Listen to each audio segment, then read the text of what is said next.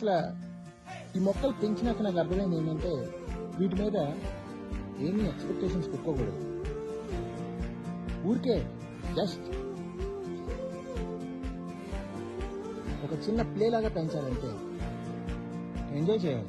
ఎందుకంటే the moment expectation పెట్టుకుంటే morning లెగగానే పొద్దున్నే వచ్చేస్తుంది, పువ్వు వచ్చిందా కాయ వచ్చిందా.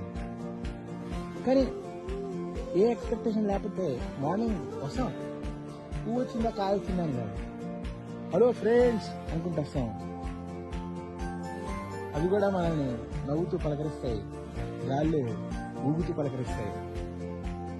సేమ్ థింగ్ పిల్లల మీద కూడా అప్లై అవుతుంది. ఏ ఎక్స్పెక్టేషన్ లేకుండా పెంచాం. అప్పుడు చూసే సైకాలజీ డిఫరెంట్ ఉంటుంది. లేకపోతే పిల్లోడు కనిపించగానే ఈ చదువుతున్నాడు లేదా అన్నట్టు చూస్తాం, అమ్మాయి కనిపించగానే పాప కనిపించగానే వేరే విధంగా చూస్తాం. Everything becomes like an investment. It is not.